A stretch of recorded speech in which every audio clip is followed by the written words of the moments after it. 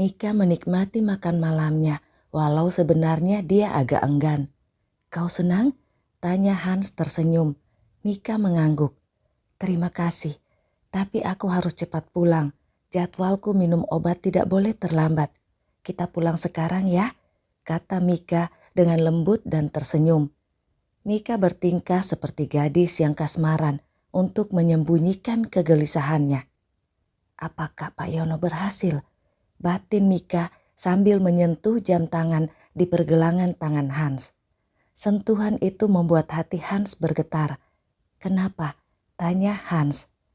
"Kalau aku terlambat minum obatnya, aku harus memulai dari awal lagi," ujar Mika pelan. Mendengar itu, Hans menjadi tidak tega, padahal dia masih ingin mengajak Mika jalan-jalan. "Oke, kita pulang," kata Hans melambai memanggil pelayan dan memberi kode meminta bil tagihan makanan mereka. Lalu menyerahkan kartu kreditnya saat pelayan datang dengan tagihan dan mesin penggesek. "Maaf Tuan, kartunya ditolak. Apa ada kartu lain?" tanya si pelayan. Hans bingung, apalagi saat kartu-kartu lainnya juga ditolak. "Apa-apaan ini? Isi tiap kartuku ini miliaran.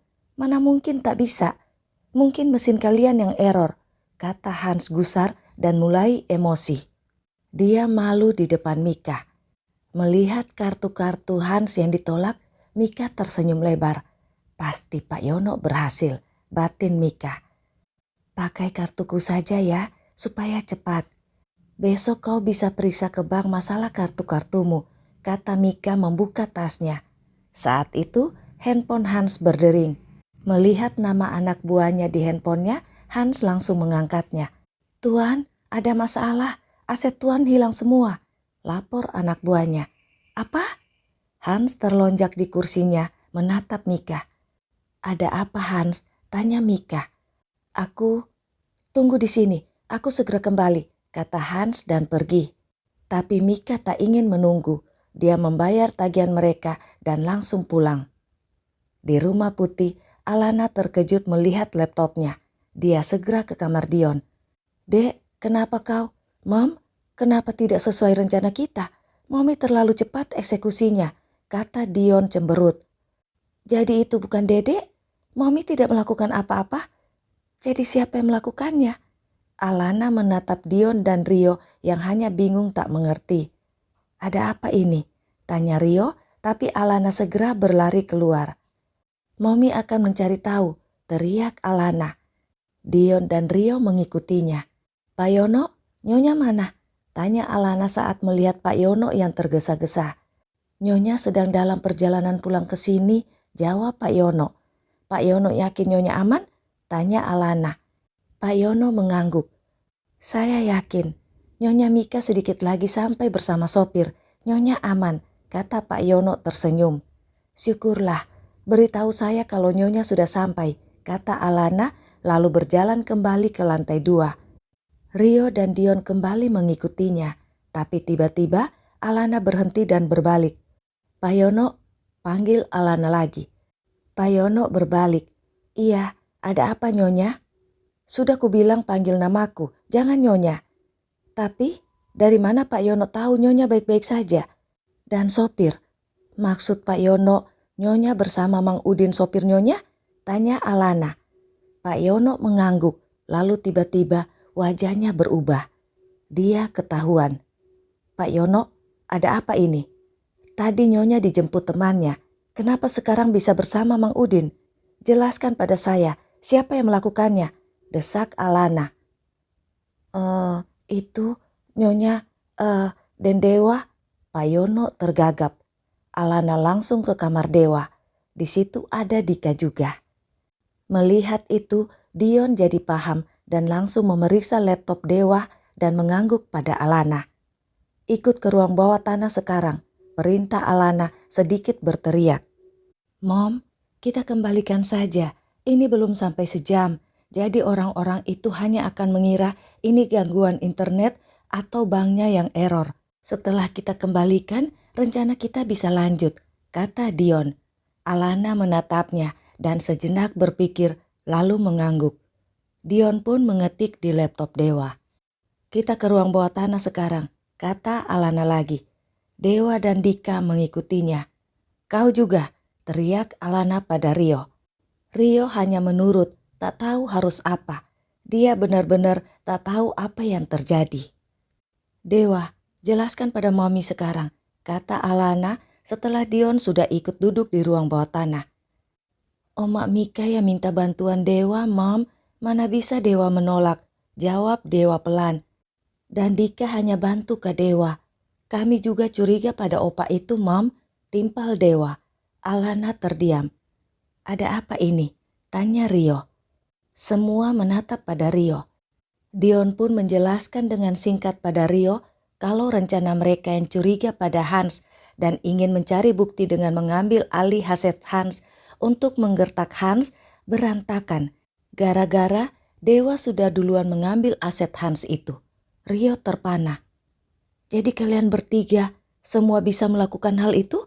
Bukan hanya Dion? Tanya Rio takjub. Ternyata anak-anak Mar sangat pintar. Mami juga bisa kok. Dika menyela, membuat Alana memelototinya. Rio tertawa. Jadi sebenarnya itu rencana Dedek dan Mami. Kok Oma juga punya rencana yang sama dan minta tolong Dewa? Tanya Dewa. Sebenarnya Om juga ikut dalam rencana itu, tapi Om tak bisa melakukannya. Jadi kalian harus mengajari Om ya, kata Rio. Dika akan mengajari Om. Setelah Dika berdiri mendekat pada Rio, Rio mengacak rambut Dika. Rencana ini sudah kalian tahu, biar Mommy yang bicara dengan Oma Mika. Mulai sekarang kalian jangan bertindak tanpa izin Mommy, kata Alana lalu berjalan ke jembatan penghubung ruang bawah tanah dan rumah putih. Rio mengikutinya. 3, 2, 1. Setelah menerima telepon dari anak buahnya, Hans lupa pada Mika yang dia tinggalkan di restoran. Dia berlari ke parkiran dan langsung tancap gas. Dia tak rela hartanya hilang begitu saja. Sudah banyak yang dia lakukan dan dikorbankan untuk mendapatkan harta itu. Mana bisa hilang dalam sekejap? Handphonenya berdering lagi. Ada apa lagi? Aku dalam perjalanan, tunggu saja, teriak Hans emosi. Tuan, maaf, rupanya tadi hanya gangguan jaringan. Asetnya gak hilang, Tuan, kata anak buahnya. Hans refleks mengerem mobilnya. Setelah mendengar lagi penjelasan anak buahnya, Hans menarik napas lega dan menepikan mobilnya yang sudah diklakson mobil-mobil di belakangnya. Tiba-tiba dia ingat Mika. Hans mengebut kembali ke restoran berharap Mika masih menunggunya dan akan membawa Mika jalan-jalan. Tapi ternyata Mika sudah tak ada. Hans kecewa. Dia kembali ke rumah pribadinya.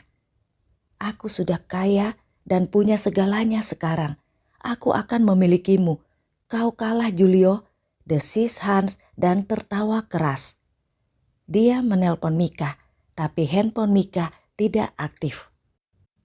Di tengah malam, Rio yang tidur di ruang bawah tanah menyelinap ke kamar Dion dan mengetuk 3 kali.